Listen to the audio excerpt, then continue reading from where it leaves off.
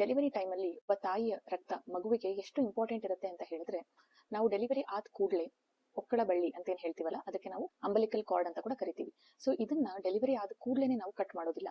ಅದಕ್ಕೆ ಮಿನಿಮಮ್ ಆಗಿ 30 seconds to 60 seconds ತನಕ ನಾವು ಟೈಮ್ ಕೊಡ್ತೀವಿ. ಆದಷ್ಟು ನಾವು 1 ನಿಮಿಷದ ತನಕ ಆ ಅಂಬಲಿಕಲ್ ಕಾರ್ಡ್ ಏನಿರುತ್ತಲ್ಲ ಅದನ್ನ ನಾವು ಕಟ್ ಮಾಡೋದಕ್ಕೆ ಹೋಗೋದಿಲ್ಲ. ಏನಕ್ಕೆ ನಾವು ಆತರ ಮಾಡೋದಿಲ್ಲ ಅಂತ ಹೇಳಿದ್ರೆ, ಆ ಕೊನೆಯ 1 ನಿಮಿಷದಲ್ಲಿ ಎಷ್ಟು ರಕ್ತ ತಾಯಿಯಿಂದ ಮಗುಗೆ ಹೋಗಬಹುದು ಅಷ್ಟು ರಕ್ತ ಸಂಚಲನೆ ಆಗ್ಲಿ ಅಂತ ನಾವು ಬಿಡ್ತೀವಿ. ಡಿಲೇಡ್ ಕಾರ್ಡ್ ಕ್ಲಾಂಪಿಂಗ್ ಮಾಡಿದ ನಂತರ ಮಕ್ಕಳಲ್ಲಿ HB ಲೆವೆಲ್, ರಕ್ತ ಕಡಿಮೆ ಇರುತ್ತೆ ಅಂತ ಏನ್ ಹೇಳ್ತಿರಲ್ಲ ನೀವು, ಆ ತೊಂದರೆಯನ್ನು ತುಂಬಾ ಕಡಿಮೆ ಮಟ್ಟದಲ್ಲಿ ನೋಡಲಾಗುತ್ತೆ.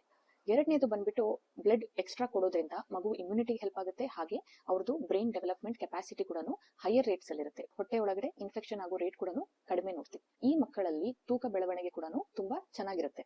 ಇದೆಲ್ಲ ಏನಕ್ಕೆ ನಾನು ನಿಮಗೆ ಇಷ್ಟೊಂದು ಈ ವಿಡಿಯೋದಲ್ಲಿ ಹೇಳ್ತಾ ಇದ್ದೀನಿ ಅಂತ ಹೇಳಿದ್ರೆ, 1 ನಿಮಿಷ ಬ್ಲಡ್ ಸರ್ಕ್ಯುಲೇಷನ್ ನ ತಾಯಿಯಿಂದ ಮಗುಗೆ ಡೆಲಿವರಿ ಆದ್ಮೇಲೆ ಕೊಡೋದ್ರಿಂದ ಇಷ್ಟೆಲ್ಲಾ ಬೆನಿಫಿಟ್ಸ್ ಇದೆ ಅಂತ ಅಂದಾಗ, ಇದನ್ನ ನೀವು ಇನ್ನೊಂದು ದಿಕ್ಕಲ್ಲಿ ಯೋಚನೆ ಮಾಡಿ ನೋಡಿ. 9 ತಿಂಗಳು ಮಗು ಹೊಟ್ಟೆ ಒಳಗಿರುವಾಗ ತಾಯಿಯ ರಕ್ತ ಎಷ್ಟು ಇಂಪಾರ್ಟೆಂಟ್ ಇರುತ್ತೆ ಮಗುಗೆ ಅಂತ ಅಲ್ವಾ? ಸೊ ಆ ರಕ್ತ ಕ್ವಾಲಿಟಿನ ನೀವು ಮೇಂಟೈನ್ ಮಾಡ್ಬೇಕಂದ್ರೆ ನೀವು ಒಂದು ಬ್ಯಾಲೆನ್ಸ್ಡ್ ಡಯಟ್, ಬ್ಯಾಲೆನ್ಸ್ಡ್ ಫುಡ್ ನ ಕನ್ಸ್ಯೂಮ್ ಮಾಡ್ಲೇಬೇಕಾಗುತ್ತೆ. 9 ಮಂತ್ಸ್ ನೀವು ಅಷ್ಟು ಪ್ರಾಪರ್ ಆಗಿ, ಕಾನ್ಶಿಯಸ್ ಆಗಿ, ಮೈಂಡ್ಫುಲ್ ಆಗಿ ಬ್ಯಾಲೆನ್ಸ್ಡ್ ಫುಡ್ ನ ನೀವು ತಿಂದ್ರಿ ಅಂತ ಹೇಳಿದ್ರೆ, ನಿಮ್ಮ ಮಗುವಿಗೆ ನೀವು ಒಂದು ಬೆಸ್ಟ್ ಫ್ಯೂಚರ್ ನ ಹುಟ್ಟೋ ಮುಂಚೆನೆ ಕೊಡ್ತಾ ಇದ್ದೀರಾ ಅಂತ ಅರ್ಥ.